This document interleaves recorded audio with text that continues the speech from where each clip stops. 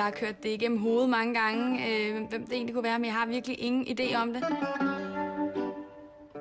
Jeg glæder mig helt vildt, altså. Da mig og Jeanette kyssede første gang, det var faktisk på N i København. Da jeg så Jeanette sidste år, var vi ikke så gode venner.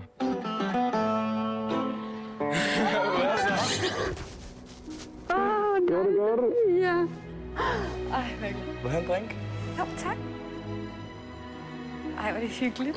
Det er helt fantastisk at se ham igen. Altså, jeg har slet ikke troet, at jeg på nogen måde kunne komme til at snakke med ham igen. Skål. Skål. Jeg har været for meget forelsket i Sebastian. Nå, Jeanette. Jeg er rigtig ked af det, der er sket derhjemme. Det er jeg glad for at høre. Jeg er kommet til at være sammen med en af Jeanettes gode veninder. Jeg har bare været så dum, at jeg har gjort det, fordi selvfølgelig snakker piger sammen. De snakker som hønser, altså. Så jeg har snakket bag om Jeanettes ryg. Det har været helt forfærdeligt. Altså, mit hjerte var knust. Men jeg har virkelig savnet ham. Det var ikke... Jamen, din søster sagde godt til mig, du var virkelig gal på mig. Jeg var virkelig tosset. Jeg var skuffet. Det sagde jeg, prøv at forfra. Nu må du undskylde sådan. Jeanette. Jeg har sagt nogle grimme ting om dig. Og du ved også godt selv, hvad jeg har sagt. Jeg har sagt, at du var dum som bræt. Ja. Men du kender mig, når jeg bliver sur og irriteret, så fyrer jeg bare alt muligt lort af. Det skete. Og jeg tror, at alle sammen, når man er fuld, så kommer man nogle gange til at sige noget lort. Jeg gør måske mere end andre. Skål. Det sagde jeg. Nu kommer jeg så lidt den. Nu må du undskylde. Men jeg vil gøre alt for, at du kan stole på mig igen. Jeg havde valgt mellem ikke at give dig en fredning og give dig en fredning. Det går bare lige i hjertet på mig. Han er bare helt fantastisk. Jeg er så glad for at se dig igen, Sebastian. Det er helt vildt. Altså, jeg har virkelig savnet dig. Jeg har tænkt rigtig meget på dig derhjemme. Det er helt forfærdeligt at være uvenner med dig. Jeg kan da godt mærke, at jeg bliver nok lidt forelsket i ham igen. Og det er måske lidt farligt.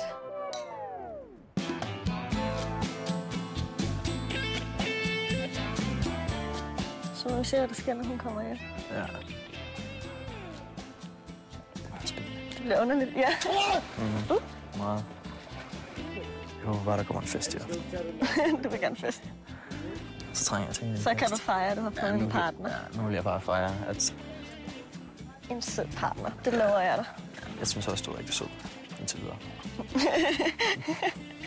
Du skal bare lære mig at kende. Ja, selvfølgelig.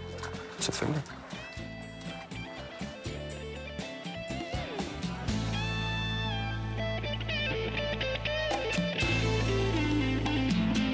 Hvad er dit indtryk af fyrene? Okay, er det godt? Ja. Jeg laver lige snigeren, da jeg vælger at trække Nanette til side. Hun skal vide, hvor hun ligesom står. Jeg skal lige snakke noget mere med dem, ikke? Ja. Marco, han er fin. Ja. Han kan godt lide. Han er en rigtig god partner. Det er helt 100. Du har fået den bedste partner, altså. Hej. Ja, du har fået den stærkeste og den bedste partner. Han skal være rigtig glad for Marco. Så håber jeg, at han kan lide mig. Det er jeg sikker på, at han kan. Det er jeg glad for. Er der så nogen, I ikke kan med, eller noget sådan? Overhovedet ikke. Nej, Vi kan alle sammen med hende. alle kan med alle? Ja. Okay, der er ikke sådan nogen, der slet ikke? Nej. Okay. Det synes jeg ikke. Der er ikke nogen, der sådan hader hende. Nej, det er der ikke. Jeg vil også gerne høre, altså, hvem du står sammen med, og hvem du ikke står i gruppe med. Og Ja, jeg vil bare gerne høre det hele. ja. Det synes jeg også, du... Ja. Oj, chok. Gracias. Drev. Så er det her lige pludselig. Så er frugten ikke spændende mere.